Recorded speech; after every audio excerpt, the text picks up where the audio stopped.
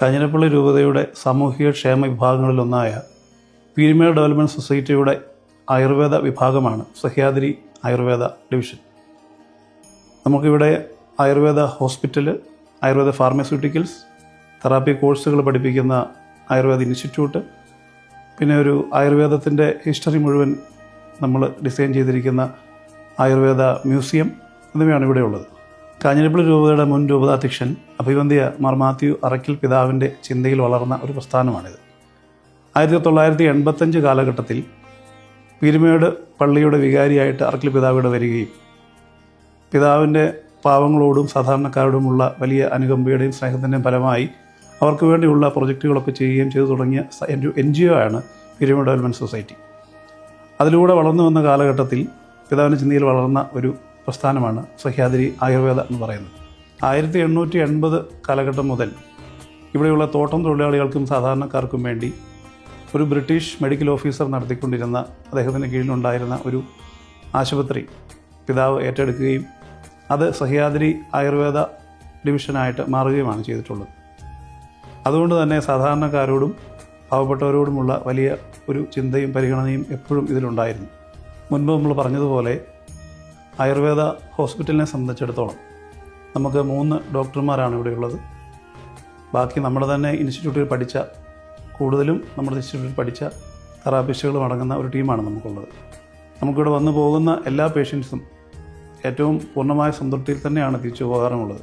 ഒരു കുടുംബാന്തരീക്ഷത്തിൽ തന്നെ ഇവിടെയുള്ള ദിവസങ്ങളെല്ലാം കഴിയാനും ഏറ്റവും നല്ല രീതിയിലുള്ള ചികിത്സാ രീതികൾ പരിചയപ്പെടാനും ഒക്കെയുള്ള അവസരമായിട്ടാണ് അവരതിനെ കാണാറ്. തീർച്ചയായിട്ടും നമ്മുടെ ഇവിടെയുള്ള അന്തരീക്ഷവും അതിനോട് ചേർന്ന് നിൽക്കുന്നത് തന്നെയാണ്. അറയ്ക്കൽ പിതാവിൻ്റെ കൃത്യമായ ചിന്തകളോട് ചേർന്ന് നിൽക്കുന്ന രീതിയിൽ തന്നെയാണ് ഇവിടെ നമ്മൾ ഈ ഒരു അന്തരീക്ഷവും ക്രമീകരിച്ചിരിക്കുന്നത്.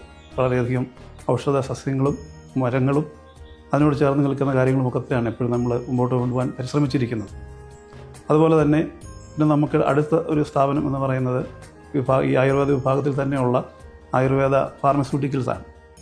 അതും നമ്മൾ ആദ്യം പറഞ്ഞിരുന്നു, സാധാരണക്കാരോട് ചേർന്ന് നിന്നുകൊണ്ടും അവർക്ക് വേണ്ടിയുമായിട്ട് ചിന്തിച്ചുകൊണ്ടാണ് പിതാവ് ഇതിനെപ്പറ്റി ഇതിലേക്ക് കടന്നത്. അതുകൊണ്ട് തന്നെ നമുക്ക് സാധാരണക്കാർക്ക് നമ്മുടെ സ്ഥലങ്ങളിൽ കൃഷി ചെയ്യാവുന്ന മരുന്നുകൾ അവരുടെ സ്ഥലങ്ങളിൽ തന്നെ കൃഷി ചെയ്യുകയും അത് നമ്മൾ അവരിൽ നിന്നും മേടിക്കുകയും അങ്ങനെ ഒരു ബൈബാക്ക് പോളിസിയിലൂടെയാണ് എപ്പോഴും മുമ്പോട്ട് പോയിക്കൊണ്ടിരിക്കുന്നത്. അത് അവരെ ഒത്തിരി സഹായിക്കുകയും ചെയ്യുന്നുണ്ട്. അതോടൊപ്പം തന്നെ മരുന്നുകളുടെ ഗുണനിലവാരം ഉറപ്പാക്കാനും നമുക്ക് സാധിക്കുന്നുണ്ട്. അതുപോലെ ഇതുമായിട്ട് ചേർന്ന് നിൽക്കുന്ന മറ്റൊരു വിഭാഗമാണ് ആയുർവേദ ഇൻസ്റ്റിറ്റ്യൂട്ട് എന്ന് പറയുന്നത്.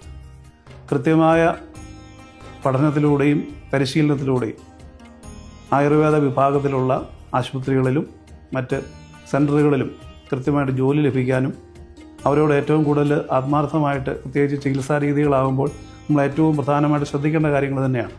അതുകൊണ്ട് തന്നെ നമ്മുടെ ഡോക്ടേഴ്സും അധ്യാപകരും കൃത്യമായ പഠന രീതികളിലൂടെ, കൃത്യമായ പരിശീലന രീതികളിലൂടെ നല്ല തെറാപ്പിസ്റ്റുകളെ ഫോം ചെയ്തുകൊണ്ട് വരാനും അവർ സഹായിക്കുന്നുണ്ട്.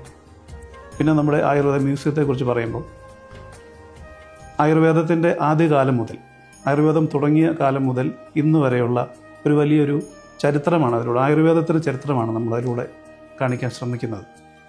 കാണുന്നവർക്കും വരുന്നവർക്കും ഏറ്റവും അധികം വിജ്ഞാനപ്രദവും ഉപകാരപ്രദവുമായ രീതിയിലാണ് നമ്മളതിനെ അറേഞ്ച് ചെയ്തിരിക്കുന്നതും അത് വരുന്നവർക്കും അതിൻ്റെ ഫലം ഉളവാകുന്ന രീതിയിൽ തന്നെയാണ്. ഇങ്ങനെയൊക്കെ ആയുർവേദവുമായിട്ട് ചേർന്ന് നിൽക്കുന്ന വിവിധങ്ങളായ കാര്യങ്ങളാണ് നമ്മളിവിടെ ഈ ഒരു ക്യാമ്പസിൽ നമ്മൾ ക്രമീകരിച്ചിരിക്കുന്നത്. തീർച്ചയായിട്ടും നിങ്ങൾക്കെല്ലാം ഇതൊരു ഉപകാരപ്രദമാകും. ഇവിടെ വരാനും ഇവിടെ സന്ദർശിക്കാനും ഇവിടെയുള്ള സേവനങ്ങൾ സ്വീകരിക്കാനും നിങ്ങൾക്കെല്ലാം കഴിയട്ടെ എന്ന് പ്രത്യേകം ആശംസിക്കുന്നു. നന്ദി.